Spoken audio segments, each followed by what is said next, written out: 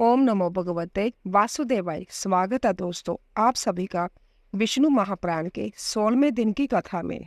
दोस्तों, कल की कथा में हमने श्री कृष्ण भगवान और मणि की कथा का श्रवण किया था और आज की कथा में हम अंधक के वंश का वर्णन की कथा का श्रवण करेंगे। बोलिए विष्णु भगवान की जय। 14वां अध्याय। श्री पराशर जी बोले, अनिमित्र के शीनी नामक पुत्र हुआ। शीनी के सत्यक और सत्यक से सत्यकी का जन्म हुआ, जिसका दूसरा नाम जजुदान था। तदंतर सत्यकी के संजय के कुणी और कुणी से जुगंधर जन्म हुआ। ये सब शेने नाम से विखायित हुए। अनिमित्र के वंश में ही प्रीशिंग का जन्म हुआ था। प्रीशिंग से शफल्लक की उत्पत्ति हुई, जिसका प्रभाव पहले वर्णन कर चुके हैं। शफल्लक का चित्रक नामक एक छोटा भाई और था। शफल्लक के गंधनी से अक्रूर का जन्म हुआ था तथा एक दूसरी स्त्री से उपशक्तर, गिरिशक्तर, अरिमर्दन, धर्मऋदक, दृष्टधर्म, गंधमोज, वाह और प्रतिवाह नामक पुत्र तथा स्तारा नामनी कन्या का जन्म हुआ था। देववान और उपदेवजत 2 अक्रूर के पुत्र थे तथा चित्र के पृथु, विपृथु आदि अनेक पुत्र थे। कुकुर, बजमान, शुशिकवल और वरिष्ठ 4 अंधक के पुत्र थे। इनमें से कुकुर से दृष्ट से कपोतरोमा, कपोतरोमा से बिलोमा तथा बिलोमा से तुम्बरु के मित्र अनु का जन्म हुआ था। अनु से आनक दुंदुबी, उससे अभिजीत, अभिजीत से पूर्णवसु और पूर्णवसु से आहुक नामक पुत्र और आहुकी नामनी कन्या का जन्म हुआ था। आहुक के देवक और उग्रसेन नामक 2 पुत्र हुए। उनमें से देवक के देवांग, उपदेव, सहदेव और देवऋषित नामक 4 पुत्र हुए। इन चारों के ब्रिकदेवा, उपदेवा, देवरक्षिता, श्रीदेवा, शांतिदेवा, सहदेवा और देवकी 7 मंगनियां थी, जैसा वासुदेव जी को विवाही गई थी। उग्रसेन के भी कंस, सुनाम, अनकहा, शंकु, सुभूमि आदि कंसा, कंसावती, सुतनु और राष्ट्रपालिका नाम की कन्याएं हुई। बजमान का पुत्र विदुरथ हुआ। विदुरथ के शुर, शुर के शमी, शमी के प्रतिशतर, शंतदमा, देवरहा और देवगर्भ आदि पुत्र हुए। देवगर्भ के पुत्र शूरसेन थे। शूरसेन की मारीशा नामक की पत्नी थी। उससे उन्होंने वासुदेव आदि 10 पुत्र उत्पन्न किए। वासुदेव के जन्म लेते ही देवताओं ने अपना अव्याहत दृष्टि से जा देखकर कि इनके घर में भगवान अंश अवतार लेंगे। आनक और दुंदुबी आदि बाजे बजाए थे, इसीलिए इनका नाम आनक दुंदुबी भी हुआ। इनके देववाग, देवश्रवा, अष्टक, वत्साधारक, सृजा, श्याम, शामिक और गांडुष नामक 9 भाई थे तथा इन वासुदेव आदि 10 भाइयों की प्रीथा, श्रुतदेवा, श्रुतकीर्ति, श्रुतशवा और राजा देवी ये 5 बहनें भी थी। शूरसेन के कुंती नामक एक मित्र थे, वह निसंतान थे। अंत शूरसेन ने दत्तक विधि से उन्हें अपनी प्रीथा नाम की कन्या दे दी थी। उसका राजा पांडु के साथ विवाह हुआ था। उसके धर्मबाजु और इंद्र के द्वारा युधिष्ठिर, भीमसेन और अर्जुन नामक 3 पुत्र हुए थे। इनके पहले इसके अविवाहिता अवस्था में ही भगवान सूर्य के द्वारा कर्ण नामक एक कानीन पुत्र और हुआ था। इसकी माद्री नामक की एक सपत्नी थी। उसके अश्विनी कुमारों द्वारा नकुल और सहदेव नामक पांडु के 2 पुत्र हुए। शूरसेन की दूसरी कन्या श्रुतदेवा का कारुष नरेश वृद्धधर्मा से विवाह हुआ था। उससे दंतवक्र नामक महादैत्य उत्पन्न हुआ था। श्रुतकीर्ति को ककया राज के साथ विवाह था। उससे ककया नरेश के संतर्दन आदि 5 पुत्र हुए। राजा देवी से अवंतीय देशीय विंद और अनुवंदी का जन्म हुआ। श्रुतश्रवा का भी चेदीराज दमकोश के पाणिग्रहण किया। उससे शिशुपाल का जन्म हुआ। पूर्व जन्म में यह अतिशय पराक्रमी हिरण्यकशिपु नामक दैत्य का मूल पुरुष हुआ था, जिसे सकल लोकगुरु भगवान नरसिंह ने मारा था। तदंतर जय अक्षय, वीर्य, शौर्य, संपत्ति और पराक्रम आदि गुणों से संपन्न तथा समस्त त्रिभुवन के स्वामी इंद्र के भी प्रभाव को दबाने वाला दशनानन हुआ। संभय भगवान के हाथ से ही मारे जाने के पुण्य से प्राप्त हुए नाना भोगों को वह बहुत समय तक भोगते हुए अंत में राघव रूपधारी भगवान के ही द्वारा मारा गया। उसके पीछे यह चेदीराज दमघोष का पुत्र शिशुपाल हुआ। शिशुपाल होने पर भी वह भूभार हरण के लिए अवतरित हुए।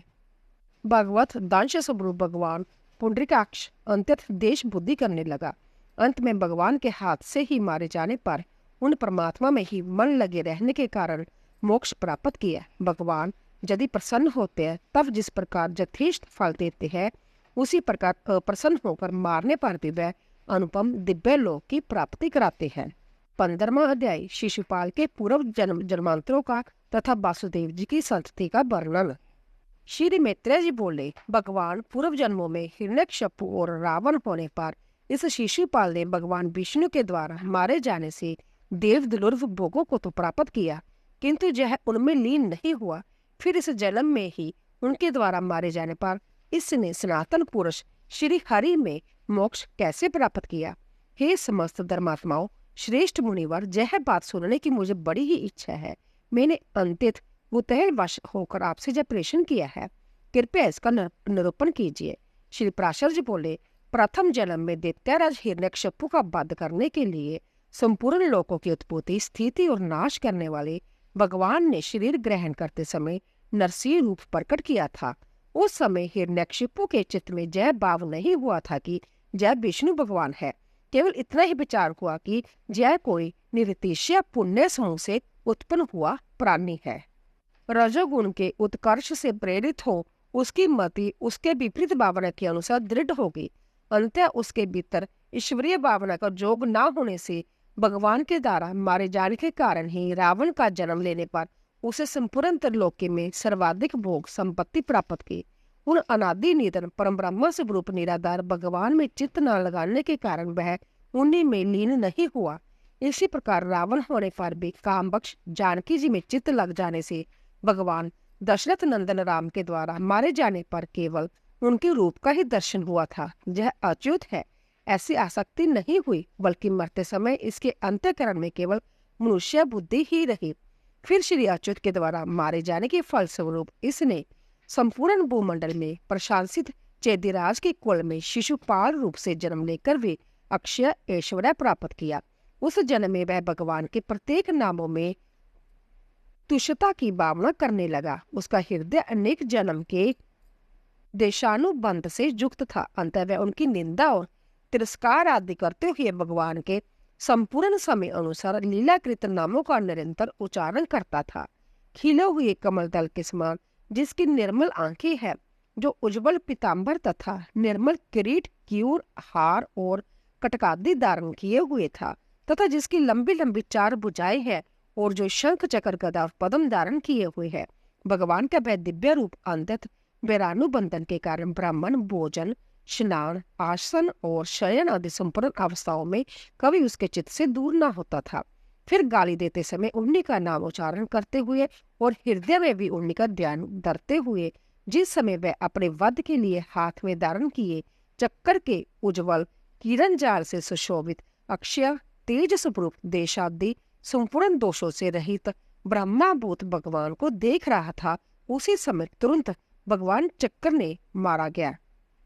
भगवत स्मरण के कारण संपूर्ण पाप राशि के दग्ध हो जाने से भगवान के द्वारा उसका अंत हुआ और वह उन्हीं में लीन हो गया। इस प्रकार से संपूर्ण रहस्य का मैंने तुमसे वर्णन कर दिया। ओह, वह भगवान तो द्वेषण बंधन के कारण भी कीर्तन और स्मरण करने से संपूर्ण देवता और असुरों को दुर्लभ परम फल देते हैं। फिर सम्यक भक्ति संपन्न पुरुषों की तो बात ही क्या है। आनंद दुंदुबी वासुदेव जी के पौरवी रोहिणी, मदिरा, भद्रा और देवकी आदि बहुत सी स्त्रियां थी। उनमें रोहिणी से वासुदेव जी ने बलभद्र, छठ, सारण और द्रमोद आदि कई पुत्र उत्पन्न किए तथा बलभद्र जी के रेवती से विशट और उल्मुख नामक 2 पुत्र हुए। श्राष्टी, मराष्टिश, सत्य और धृति आदि सारण के पुत्र थे। इनके अतिरिक्त भद्रा शब्द, भद्रा, बाहुदुरण और भूत आदि भी रोहिणी के ही संतान थी। नंद, उपनंद और कृतक आदि मदिरा के तथा उपनिधि और गदादि भद्रा के पुत्र थे। विशाली के गर्भ से कौशिक नामक केवल एक ही पुत्र हुआ। आनंद दुदुम्बी के देवकी से कीर्तिमान, सुषेण, अदाजू, भद्रसेन, ऋषुदास तथा भद्रदेव नामक 6 पुत्र हुए।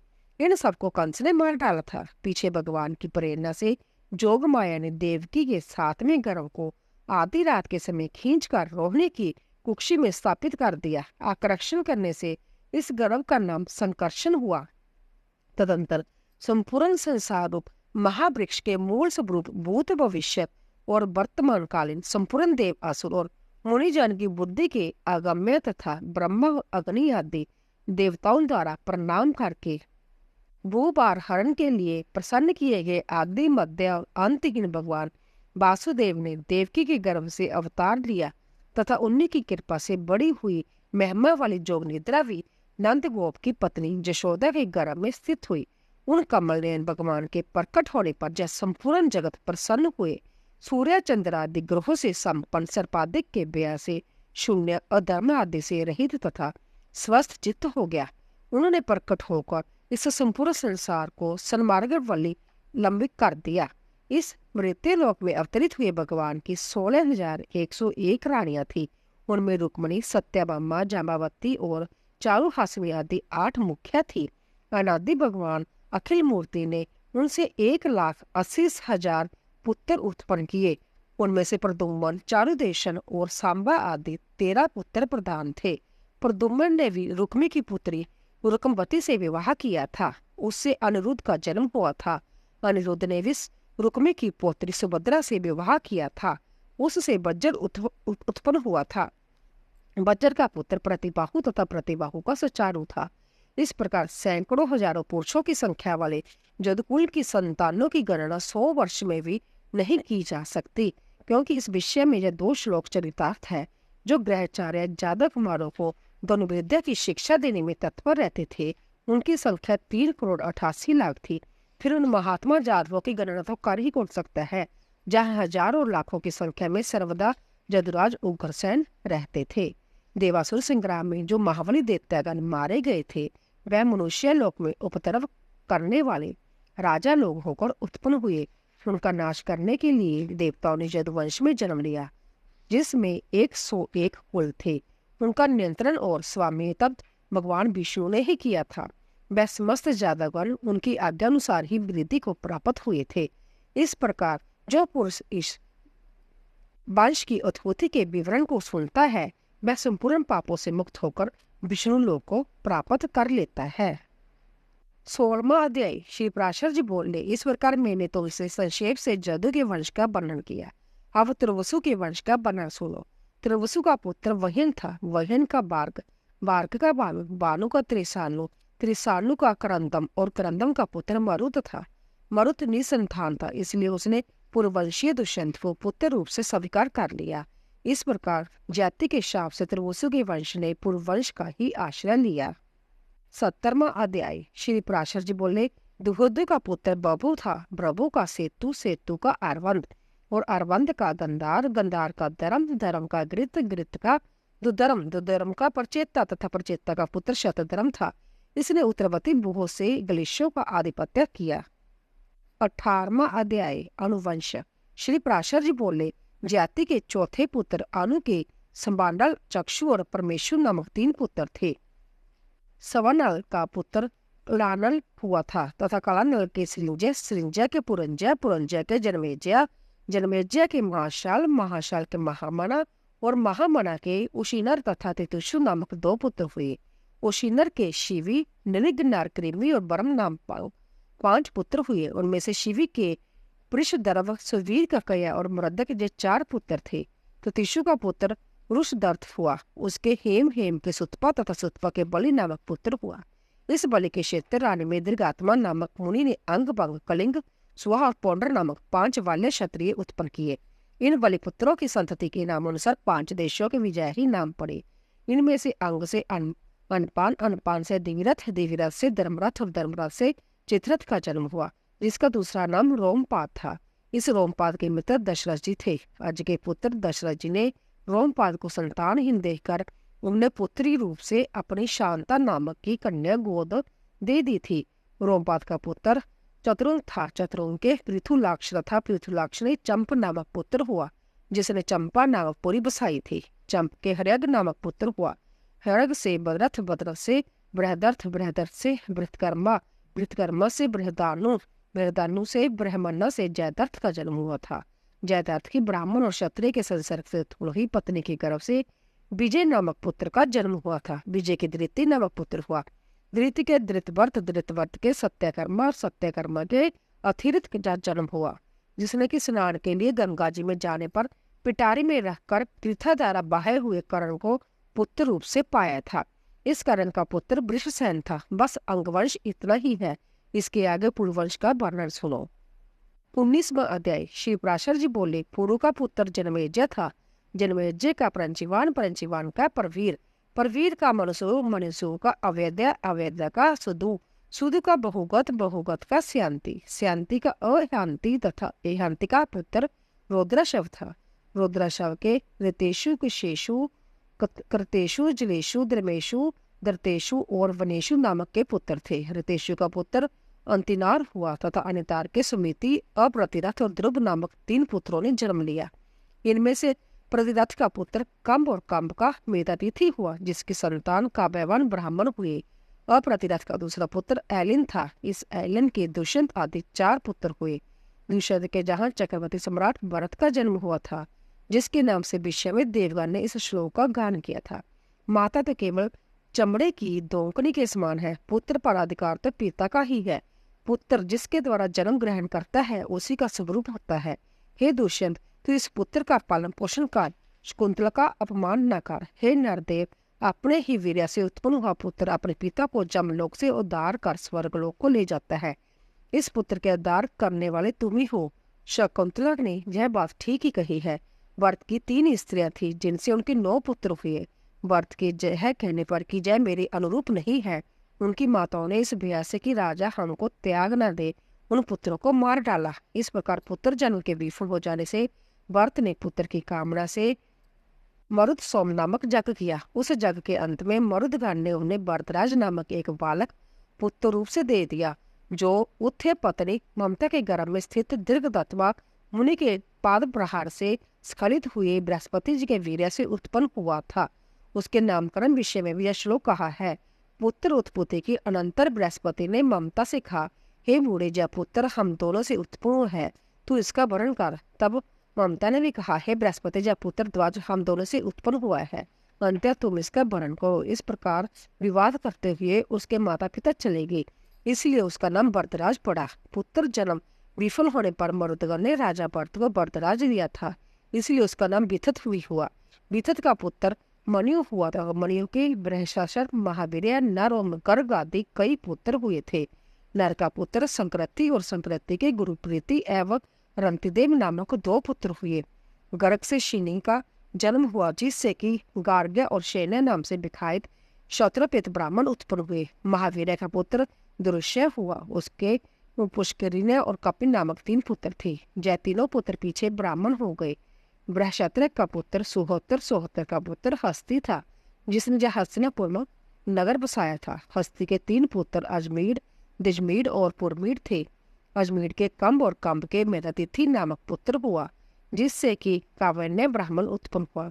अजमीर का दूसरा पुत्र बृहदिशु था। बृहदिशु के बृहदनु, बृहदनु के बृहत्कर्मा, बृहत्कर्मा के जयद्रथ, जयद्रथ के विश्वजीत तथा विश्वजीत के सैनजित का जन्म हुआ था।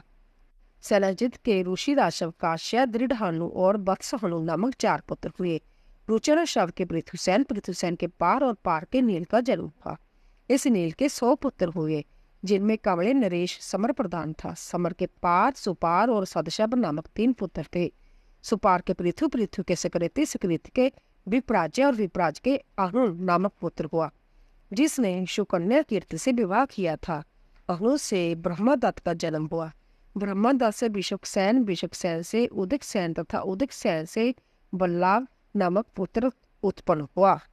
द्विजमीड का पुत्र जविंदर था। उसका धृतिमान, धृतिमान का सत्याधृति, सत्याधृति का दृढ़नेमी, दृढ़नेमी का सुपार्श्व, समिति, समिति का सनलतिमान तथा सनमतिमान का पुत्र कृतु हुआ, जिससे हिरण्यनाभ ने योग विद्या की शिक्षा दी थी तथा जिसने प्राच्य समश्रुति की 24 संहिताएं रची थी। कृत का पुत्र उग्रजुद था, जिसने अनेकों नीप वंशीय क्षत्रियों का नाश किया था। और गौथ के शेम्य, शेम्य के सुधीर, सुधीर के रिपुंजय और रिपुंजय से बहुरथ ने जन्म लिया था। ये सब पूर्व वंशीय राजागण हुए। अजमेर की नील निमामणि एक भार्या थी। उसके नील नामक एक पुत्र हुआ। नील के शांति, शांति के सुशांति, सुशांति के पुरजन्य, पुरजन्य के हिरण्यशव नामक पुत्र हुआ। हिरण्यशव के मुर्दल, संजय, बृहदिशु आदि पुत्र हुए थे। पिता ने कहा था कि मेरे जब पुत्र मेरे आश्रित 5 देशों की रक्षा करने में समर्थ है, इसीलिए वे पांचाल कहलाए। मुर्दगल से मोदगल्य नामक शत्रुपित ब्राह्मणों की उत्पत्ति हुई। मुर्दगल से बृहदर्शव और बृहदर्शव से देवोदास नामक पुत्र एवं अहल्या नामक की एक कन्या का जन्म हुआ। अहल्या से महर्षि गौतम के द्वारा शतनंदा का जन्म हुआ। शतनंदन से धनुर्वेद का पारदर्शी सत्याधृति उत्पन्न हुआ। एक बार अप्सराओं में श्रेष्ठ उर्वशी को देखने से सत्याधृति का वीर्य स्खलित होकर सरकंडे पर पड़ा। उससे 2 भागों में बंट जाने के कारण पुत्र और पुत्री रूप 2 संतानें उत्पन्न हुई। उन्हें मृज्ञा के लिए गए हुए राजा शांतनु कृपावश ले आए। तदंतर पुत्र का नाम कृप हुआ और कन्या अश्वत्थामा की माता द्रोणाचार्य की पत्नी कृपी हुई। दिवोदास का पुत्र मित्राऊ हुआ। मित्राऊ का पुत्र च्यवन नामक का राजा हुआ। च्यवन का सुदास, सुदास का सुदास, सुदास का सहदेव, सहदेव का सौमक और सौमक के 100 पुत्र हुए, जिनमें जंतु सबसे बड़ा और परिषद सबसे छोटा है। परिषद का पुत्र द्रुपद, द्रुपद का धृष्टद्युम्न और धृष्टद्युम्न का पुत्र धृष्टकेतु था। जिम्योर का पृष्ठ नामक एक पुत्र और था। उसका पुत्र संवरण हुआ तथा संवरण का पुत्र कुरु था, जिसने कि धर्मक्षेत्र कुरुक्षेत्र की स्थापना की थी। कुरु के पुत्र सुदनु, जहानु और परीक्षित आदि थे।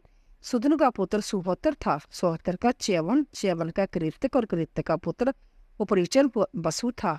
वसु के बृहदर्थ, कुशाम्बु, कुचेल और मातस्य आदि 7 पुत्र थे।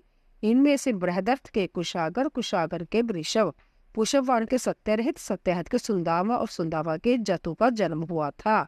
बृहदर्थ के 2 खंड में विभक्त एक पुत्र हुआ था, जो कि जरा के द्वारा जोड़ दिए जाने पर जरासंध कहलाया। उससे सहदेव का जन्म हुआ था तथा सहदेव से सौमप और सौमप से श्रुति श्रवा की उत्पत्ति हुई। इस प्रकार मैंने तुमसे जय मागध भूपाल का वर्णन कर दिया है।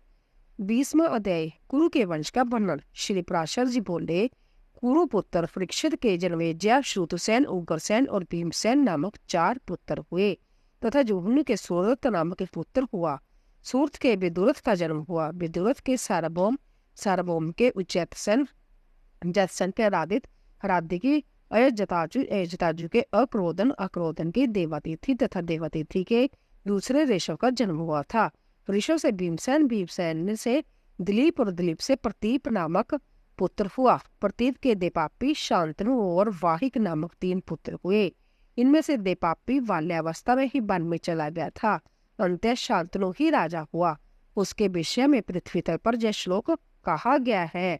राजा शांतनु जिसको जिसको अपने हाथों से स्पर्श कर देते थे, वह वृद्ध पुरुष भी युवावस्था प्राप्त कर लेते थे तथा उनके स्पर्श से संपूर्ण जीव उत्तम से उत्तम शांति लाभ करते थे, इसलिए वे शांतनु कहलाते थे। एक बार महाराज शांतनु के राज्य में 12 वर्ष तक वर्षा न हुई। उस समय संपूर्ण देश को नष्ट होता देखकर राजा ने ब्राह्मण से पूछा, हमारे राज्य में वर्षा क्यों नहीं हुई? इसमें मेरा क्या अपराध है? तब ब्राह्मणों ने उसे कहा, जय राज्य तुम्हारे बड़े भाई का है, किंतु इसे तुम भोग रहे हो, इसीलिए तुम परिवेता हो। उनके ऐसा कहने पर राजा शांतनु ने उनसे फिर पूछा, तो इस संबंध में मुझे अब क्या करना चाहिए? इस पर वह ब्राह्मण फिर बोले, जब तक तुम्हारा बड़ा भाई देवापी किसी प्रकार पतित ना हो, तब तक यह राज्य उसी के योग्य है। अंततः तुम इसे उसी को दे डालो, तुम्हारा इससे कोई प्रयोजन नहीं है। ब्राह्मणों के ऐसा कहने पर शांतनु के मंत्री शमसारी ने वेदवाद के विरुद्ध बोलने वाले तपस्वियों को वन में नियुक्त किया। उन्होंने आतिश्य सरलमती राजकुमार देवापी की बुद्धि को वेदवाद के विरुद्ध मार्ग में प्रवृत्त कर दिया। उधर राजा शांतनु ब्राह्मणों के कथा अनुसार दुख शोक युक्त होकर ब्राह्मणों को आगे कर अपने बड़े भाई को राज्य देने के लिए वन में गए। वन में पहुंचने पर वह ब्राह्मणगण परम बनीत राजकुमार देवपापी के आश्रम पर उपस्थित हुए और उनसे ज्येष्ठ भ्राता को ही राज्य करना चाहिए। इस अर्थ के समर्थक नेक वेद अनुकूल वाक्य कहने लगे, किंतु उस समय देवापी ने वेदवाद के विरुद्ध नाना प्रकार की युक्तियों से दूषित बातें की। तब उन ब्राह्मणों ने शांतनु से ही कहा, हे राजन, चलो अब जहाँ अधिक आग्रह करने की आवश्यकता नहीं है, अब अनवृष्टि का दोष शांत हो गया। अनादिकाल से पूजित वेद वाक्यों में दोष बतलाने के कारण देवापी पतित हो गया है। ज्येष्ठ भ्राता के पतित हो जाने से अब तुम परिवेता नहीं रहे। उनके ऐसा कहने पर शांतनु अपनी राजधानी को चले आए और राज्य शासन करने लगे। वेदवाद के विरुद्ध वचन बोलने के कारण देवापी की पतित हो जाने से बड़े भाई के रहते हुए भी संपूर्ण धान्यों की उत्पत्ति लिए मेघ बरसने लगे। ब्राहिक के सोमदत्त नामक पुत्र हुआ तथा सोमदत्त के भूरिश्रव और शाल्य नामक 3 पुत्र हुए। शांतनु के गंगा जी से अतिशय कीर्तिमान तथा संपूर्ण शास्त्र हुआ जानने वाला विषम नामक पुत्र हुआ। शांतनु ने सत्यवती से चिंत्रागंध और विचित्र वीर्य नामक 2 पुत्र और भी उत्पन्न किए। उनमें से चित्रगंध को तो बाल्यावस्था में ही चित्रगंध नामक गंधर्व ने युद्ध में मार डाला। वचित्र वीर्य ने काशीराज की पुत्री अंबिका और अंबालिका से विवाह किया। उनमें अंधत भोगासक्त रहने के कारण अतिशय खिन्न रहने से वह जक्षमा के वशीभूत होकर अकाल में ही मर गया। तदंतर मेरे पुत्र कृष्णद्वैपायन ने सत्यवती के नियुक्त करने से माता का वचन टालना उचित न जान वचित्र वीर्य की पत्नियों से धृतराष्ट्र और पांडु नामक 2 पुत्र उत्पन्न किए और उनकी भेजी हुई दासी से विदुर नामक का एक पुत्र उत्पन्न किया। धृतराष्ट्र विगंधारी से द्रोदन और दुशासन आदि 100 पुत्रों को जन्म दिया।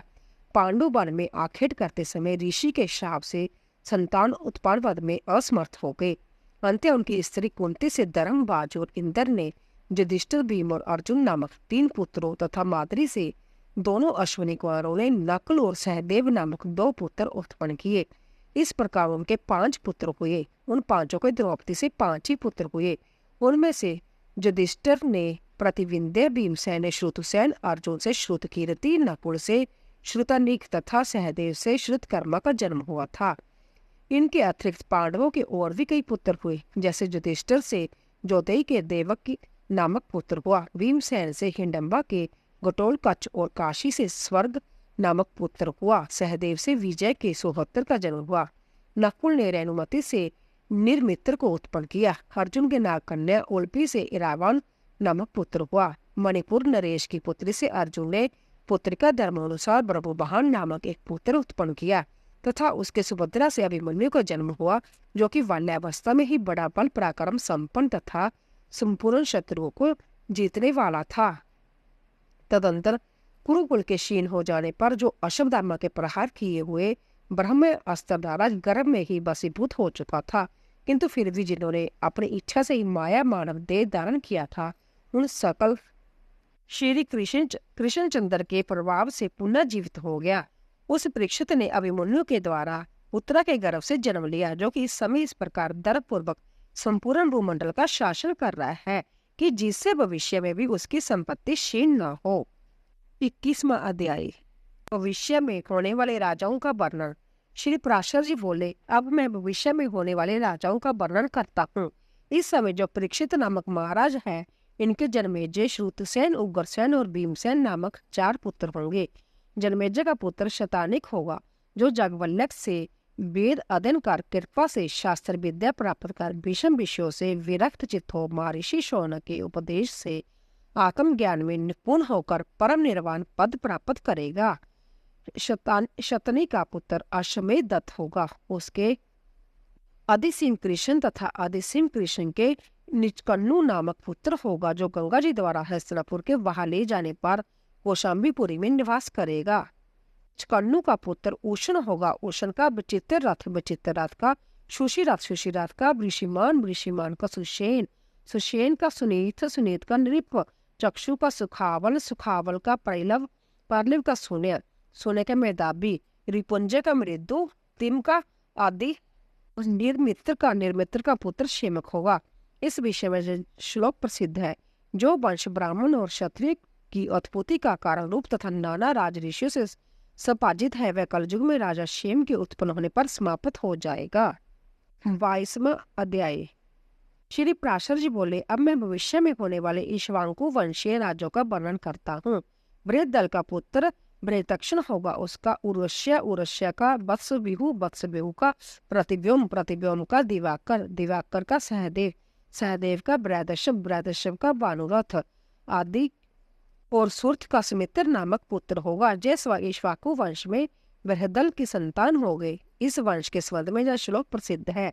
जह इक्ष्वाकु वंश राजा सुमित्र तक रहेगा, क्योंकि कलयुग में राजा सुमित्र के होने पर फिर जय समाप्त हो जाएगा।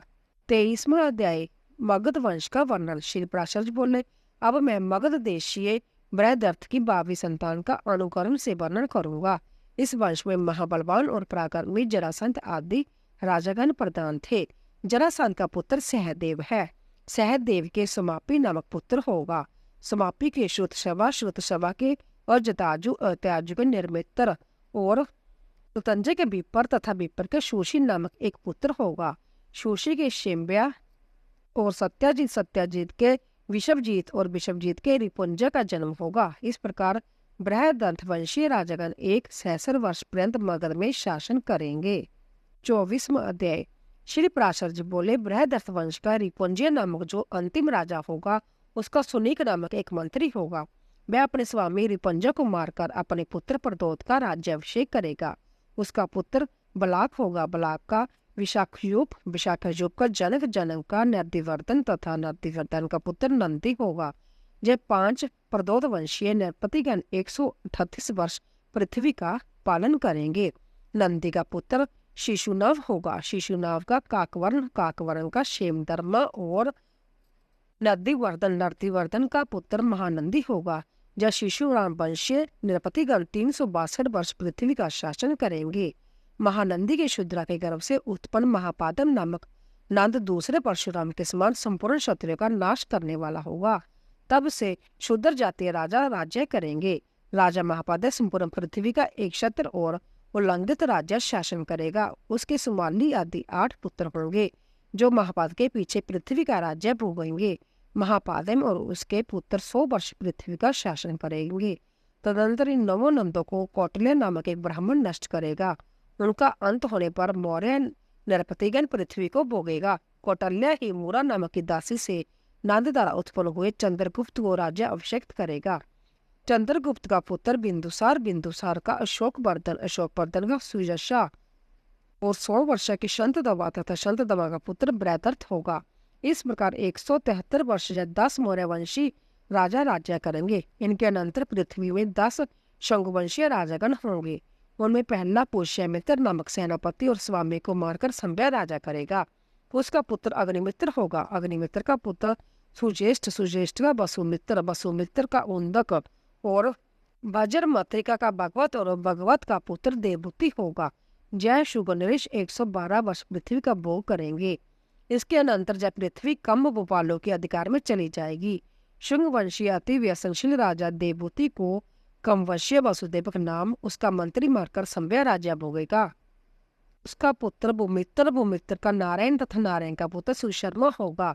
यह 4 कामवतीगण 45 वर्ष पृथ्वी के अधिपति रहेंगे। कमवंशीय सुशर्मा को उसका वलिपुच्छक नाम वाला आंध्र जाति सेवक मारकर संभ्या पृथ्वी का भोग करेगा।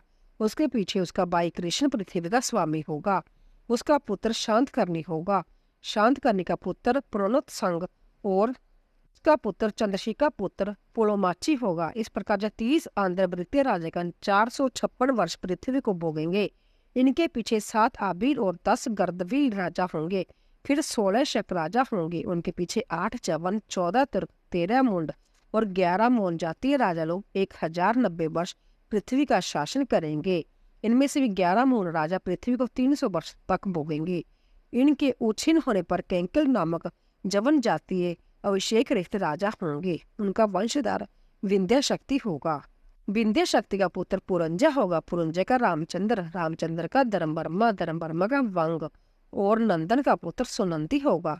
सुनंदी के नंदेशा, शुक्र और परवीज 3 भाई होंगे। यह सब 106 वर्ष राजा करेंगे। इसके पीछे 13 इनके वंश के और 3 वाहिक राजा होंगे। उनके बाद 13 पुष्पमित्र और पटुमित्र आदि तथा 7 आंध्र मांडलिक भूपतिगण होंगे तथा 9 राजा कौशल देश में राज्य करेंगे। मगध देश में विषभ सफटिक नामक राजा अन्य वर्णों में प्रवृत्त करेगा। वह कैवरत बटु पुलिंद ब्राह्मणों को राज्य में नियुक्त करेगा। संपूर्ण क्षत्रिय जाति को उशीर्ण कर पद्मावतीपुरी में नागगण तथा गंगा के निकटवर्ती प्रयाग और गया में मागध और गुप्त राजा लोग राज्य भोग करेंगे।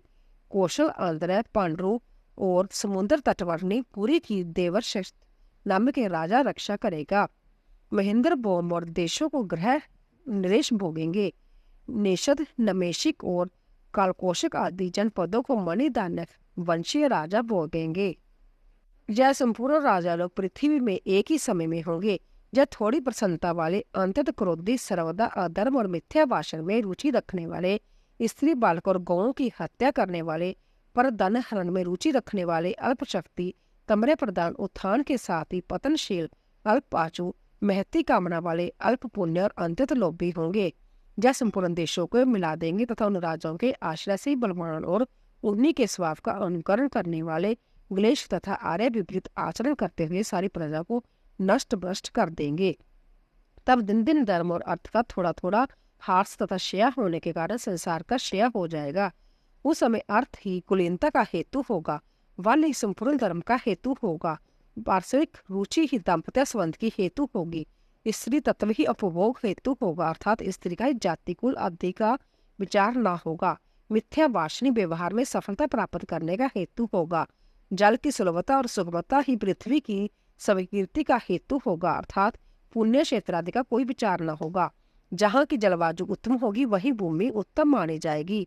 जगोपवीत ही ब्राह्मण तत्व का हेतु होगा, रत्नादि धारण करना ही प्रशंसा का हेतु होगा, ब्रह्म चिन्ह ही आश्रमों के हेतु होंगे, अनान्य ही आजीविका का हेतु होगा, दुर्बलता ही बेकारी का हेतु होगा, निर्वैता पूर्वक दुष्टता के साथ बोलना ही पंडिता का हेतु होगा, निर्धनता ही साधु तत्व हेतु होगी, स्नान ही साधन का हेतु होगा, दान ही धर्म हेतु होगा, स्वीकार कर लेना ही विवाह हेतु होगा, अर्थात संस्कार आदि की अपेक्षा न कर स्नेह बंधन से ही दाम्पत्य संबंध स्थापित हो जाएगा। बलि प्रकार बन ठन का रहने वाला ही सुपात्र समझा जाएगा। दूर देश का जल ही तीर्थ दत्तव कन्या का हेतु होगा तथा द्वैत वेश धारण ही गौरव का कारण होगा। इस प्रकार पृथ्वी मंडल में विविध दोषों के फैल जाने से सभी वर्णों में जो बलवान होगा वही वही राजा बन बैठेगा। इस प्रकार अति लुप राजाओं के कर बार को सहन न कर सकने के कारण प्रजा पर्वत कंदराओं का आश्रय लेगी तथा मधु, शाक, मूल, फल, पत्र और पुष्प आदि खाकर दिन काटेगी। वृक्षों के पत्ते और बलकल ही उनके पहनने तथा ओढ़ने के कपड़े होंगे। अधिक संतानें होगी। सब लोग शीत, बाजू, गांव और वर्षा आदि के कष्ट सहेंगे। कोई भी 23 वर्ष तक जीवित न रह सकेगा। इस प्रकार कलयुग में जब संपूर्ण जन समुदाय निरंतर क्षीण होता रहेगा। इस प्रकार स्रोत और समाप्त धर्म का अंतित ह्रास हो जाने तथा कलयुग के प्राय बीत जाने पर संबल ग्राम निवासी ब्राह्मण श्रेष्ठ विष्णु यशा के घर संपूर्ण संसार के रचिता चराचर गुरु ब्रह्ममय आत्म स्वरूप भगवान वासुदेव अपने अंश से अष्टव जुगत कलिक का रूप धारण कर संसार में अवतार लेकर असीम शक्ति और महात्म्य से संपन्न हो सकल क्लेश, दस्यु, दुष्टाचारी तथा दुष्ट चित्तों को क्षय करेंगे और समस्त प्रजा को अपने अपने धर्म में नियुक्त करेंगे। इसके पश्चात समस्त कलयुग के समाप्त हो जाने पर रात्रि के अंत में जागे हुए को समान तत्कालीन लोगों की बुद्धि स्वश स्फटिक मणि के समान निर्मल हो जाएगी। उन बीजभूत समस्त मनुष्य से उनकी अधिक अवस्था होने पर भी उस समय संतान उत्पन्न हो सकेगी। उनकी वे संतानें सत्य गुरु ही धर्मों का अनुसरण करने वाली होगी। इस विषय में ऐसा कहा जाता है, जिस समय चंद्रमा, सूर्य और बृहस्पति पुष्य नक्षत्र में स्थित होकर एक राशि पर एक साथ आवेंगे, उसी समय सतयुग का आरंभ हो जाएगा। हे मुनिश्रेष्ठ, तुलसी मैंने समस्त वंशों के भूत, भविष्य और वर्तमान संपूर्ण राजाओं का वर्णन कर दिया। परीक्षित के जन्म से नंद के अभिषेक तक 1050 वर्ष का समय जानना चाहिए। सप्त ऋषि में से जो पुलत्स्य और कृतु 2 नक्षत्र आकाश में पहले दिखाई देते थे, उनके बीच में रात्रि के समय जो समदेश स्थित नक्षत्र है, उनमें से प्रत्येक नक्षत्र पर सप्त ऋषिगण के 100 वर्ष रहते हैं। हे द्विजोत्तम, परीक्षित के समय वह सप्त ऋषिगण मगान नक्षत्र पर थे। उसी समय 1200 वर्ष प्रमाण वाला कलयुग आरंभ हुआ था। हे द्विज, जिस समय भगवान विष्णु के अंश अवतार भगवान वासुदेव निज धाम को पधारेंगे, उसी समय पृथ्वी पर कलयुग का आगमन हुआ था। जब तक भगवान अपने चरण कमलों से इस पृथ्वी का स्पर्श करते रहते हैं, तब तक पृथ्वी से संसर्ग करने की कलयुग की हिम्मत न पड़ी। सनातन पुरुष भगवान विष्णु के अंश अवतार श्री कृष्ण चंद्र के स्वर्ग लोक पधारने के भाइयों के सहित धर्मपुत्र महाराज युधिष्ठिर ने अपने राज्य को छोड़ दिया। कृष्ण चंद्र के अंतर्धान हो जाने पर विपरीत लक्षणों को देखकर पांडवों ने परीक्षित को राज्य पद पर अभिषिक्त कर दिया। जिस समय जय सप्तऋषिगण पूर्वाषाढ़ नक्षत्र पर जाएंगे, उस समय राजा नंद के समय से कलयुग का प्रभाव बढ़ेगा। जिस दिन भगवान कृष्ण चंद्र परम धाम को गए थे, उसी दिन कलयुग उपस्थित हो गया था। अब तुम कलयुग की वर्ष संख्या सुनो। हे द्विज, मानवीय वर्ष गणना के अनुसार कलयुग 3,60,000 वर्ष रहेगा। इसके पश्चात 1200 दिव्य वर्ष पर्यंत कृत युग रहेगा। हे द्विज श्रेष्ठ, प्रत्येक युग में हजारों ब्राह्मण, क्षत्रिय, वैश्य, शूद्र, महात्मा गण होंगे। उनके बहुत अधिक संख्या में होने से तथा समानता होने के कारण कुलों में पुण्य रुक्ति हो जाने के व्यय मैंने उन सबके नाम ही बतलाए हैं। पूर्ववंशीय राजा देवापी तथा ईश्वाकु कुल उत्पन्न राजा पूर्व दोनों अंतत जोग बल संपन्न है और कलप में रहते हैं। सत्ययुग का आरंभ होने पर जब पुण्य मृत्यु लोक में आकर क्षत्रिय कुल के प्रवर्तक होंगे, वह आगामी मनुवंश के बीज रूप है। सतयुग, त्रेता, द्वापर, इन तीनों युगों में इसी क्रम से मनुपुत्र पृथ्वी का भोग करते हैं। फिर कलयुग में उन्हीं में से कोई कोई आगामी मनु संतान के बीज रूप से स्थित रहते हैं। जिस प्रकार की आजकल देवापी और पुरु थे, इस प्रकार मैंने तुमसे संपूर्ण राजवंशों का जय संक्षिप्त वर्णन कर दिया है। इनका पूर्णतः वर्णन तो 100 वर्ष में भी नहीं किया जा सकता। इस हया शरीर के मोह से अंधे हुए जय तथा और भी ऐसे अनेक भूपतिगण हो गए हैं जिन्होंने इस पृथ्वी मंडल को अपना अपना माना है। जय पृथ्वी किस प्रकार अचल भाव से मेरी, मेरे पुत्र की अथवा मेरे वंश की होगी, इस चिंता में व्याकुल हुए इन सभी राजाओं का अंत हो गया। इसी चिंता में डूबे रहकर इन संपूर्ण राजाओं के पूर्ववर्ती राजा लोग चले गए और इसी में मग्न रहकर आगामी भूपतिगण भी मृत्यु मुख में चले जाएंगे। इस प्रकार अपने को जीतने के लिए राजाओं को अथक उद्योग करते देकर वसुंधरा शरतकालीन पुष्पों के रूप में मानो हंस रही थी। हे मित्र, अब तुम पृथ्वी के कहे हुए कुछ श्लोकों को सुनो। पूर्व काल में इन्हें असित मुनि ने धर्मध्वजी राजा को जनक को सुनाया था। पृथ्वी कहती है, ओह बुद्धिमान होते हुए भी इन राजा को ये कैसा मोह हो रहा है, जिसके कारण जय बुलबुले के समान क्षणस्थायी होते हुए भी अपनी स्थिरता में इतना विश्वास रखते हैं। जय लोग प्रथम अपने को जीतते हैं और फिर अपने मंत्रियों को तथा इसके अनंतर जय क्रमश अपने वृत्तीय पूर्वासी शत्रु को जीतना चाहते हैं। इसी क्रम से हम समुद्र पर्यंत संपूर्ण पृथ्वी को जीत लेंगे। ऐसी बुद्धि से मोहित हुए जय लोग अपनी निकटवर्तनी मृत्यु को नहीं देखते। यदि समुद्र से गिरा हुआ जय संपूर्ण भूमंडल अपने वश में हो ही जाए तो मनोज्य की अपेक्षा इसका मूल्य ही क्या है, क्योंकि मोक्ष तो मनोमोज्य से ही प्राप्त होता है, जिसे छोड़कर इनके पूर्वज चले गए तथा जिसे अपने साथ लेकर इनके पिता भी नहीं गए। उसी मुझको अंतत मूर्खता के कारण जय राजा लोग जीतना चाहते हैं। जिनका चित्त ममता में है, उनका पिता पुत्र भाइयों में अंतित मोह के कारण मेरे ही लिए परस्पर क्लेश होता है। जो राजा लोग जहाँ हो चुके हैं, उन सभी को ऐसी कुबुद्धि रही है कि जय संपूर्ण पृथ्वी मेरी है और मेरे पीछे जय सदा मेरी संतान की रहेगी। इस प्रकार मेरे में ममता करने वाले एक राजा को मुझे छोड़कर मृत्यु के मुख में जाते हुए देखकर भी न जाने कैसी उसका उत्तराधिकारी अपने हृदय में मेरे लिए ममता को स्थान देता है। जो राजा लोग दूतों के द्वारा अपने शत्रुओं से इस प्रकार कहलाते हैं कि जब पृथ्वी मेरी है, तुम लोग इसे तुरंत छोड़कर चले जाओ, उन पर मुझे बड़ी हंसी आती है और फिर उन मूढ़ों पर मुझे दया भी आ जाती है। श्री पराशर जी बोले, हे मित्र, पृथ्वी के कहे हुए इन श्लोकों को जो पुरुष सुनेगा, उसकी ममता इसी प्रकार लीन हो जाएगी जैसे सूर्य के तपते समय बर्फ पिघल जाती है। इस प्रकार मैंने तुमसे भली प्रकार मनु के वंश का वर्णन कर दिया। जिस वंश के राजगण स्थितिकारक भगवान विष्णु के अंश थे, जो पुरुष इस मनु वंश का क्रमशः श्रवण करता है, उस शुद्ध आत्मा के संपूर्ण पाप नष्ट हो जाते हैं। जो मनुष्य जितेंद्रिय होकर सूर्य और चंद्रमा के इन प्रशंसनीय वंशों का संपूर्ण वर्णन सुनता है, वह अतुलित धन धान्य और संपत्ति प्राप्त करता है। महाबलवान, महावीरशाली, अनंत धन संचय करने वाले तथा परम निष्ठावान इक्ष्वाकु, मंदाता, सगर, अविकसित रघुवंशीय राजगण तथा नहुष और जाति आदि के चरित्रों को सुनकर, जिन्हें कि काल ने आज तक कथा मात्र शेष रखा है, प्रज्ञावान मनुष्य पुत्र, स्त्री, ग्रह, क्षेत्र, धन आदि में ममता न करेगा। जिन पुरुष श्रेष्ठों ने उदरवाहु होकर अनेक वर्ष पर्यंत कठिन तपस्या की थी तथा विविध प्रकार के यज्ञों का अनुष्ठान किया था, आज उन अति बलवान और वीरशाली राजाओं की काल ने केवल कथा मात्र छोड़ दी ही। जो पृथु अपने शत्रु समूह को जीतकर स्वश गति से समस्त लोकों में विचरता था, आज वही काल बाजू की प्रेरणा से अग्नि में फेंके हुए सेमर की रुई के ढेर को समान नष्ट भ्रष्ट हो गया है। जो कार्तवीर्य अपने शत्रु मंडल का संहार कर समस्त दीपों को वशीभूत कर उन्हें भोगता था, वही आज कथा प्रसंग से वर्णन करते समय उल्टा संकल्प विकल्प हेतु होता है, अर्थात उसका वर्णन करते समय यह संदेह होता है कि वास्तव में वह हुआ है या नहीं। समस्त दिशाओं को देदीप्यमान करने वाले रावण, अविकसित और रामचंद्र आदि के षण्मुख ऐश्वर्य को धिक्कार है। अन्यथा काल के क्षणिक कटाक्षपात के कारण आज उसका बस मात्र भी क्यों नहीं बच सकता। जो मदाता संपूर्ण भूमंडल का चक्रवर्ती सम्राट था, आज उसका केवल कथा में ही पता चलता है। ऐसा कौन मंदबुद्धि होगा जो कि जय सुनकर अपने शरीर में भी ममता करेगा। फिर पृथ्वी आदि में ममता करने की तो बात ही क्या है। भागीरथ, सगर, रावण, रामचंद्र, लक्ष्मण और युधिष्ठिर आदि पहले हो गए थे।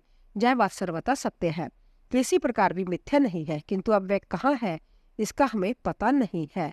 हे विप्र, वर्तमान और भविष्यकालीन जिन जिन महावीरशाली राजाओं को मैंने वर्णन किया है, जय तथा अन्य लोग भी पूर्वोक्त राजाओं की भांति कथा मात्र ही शेष रह गए हैं। ऐसा जानकर पुत्र, पुत्री और क्षेत्र आदि तथा अन्य प्राणी तो अलग रहे, बुद्धिमान मनुष्य को अपने शरीर में भी ममता नहीं करनी चाहिए। तो दोस्तों, इसी तरह 24वां अध्याय पूरा हुआ और इसी के साथ चतुर्थ अंश संपूर्ण हुआ। बोले विष्णु भगवान की जय। तो दोस्तों, आशा करती हूँ आपको हमारी कथा अवश्य पसंद आई होगी। प्लीज जाने से पहले चैनल को सब्सक्राइब कीजिए, लाइक कीजिए और ज्यादा से ज्यादा शेयर कीजिए और कमेंट बॉक्स में ओम नमो भगवते वासुदेवाय अवश्य लिखिए। आप सभी का धन्यवाद।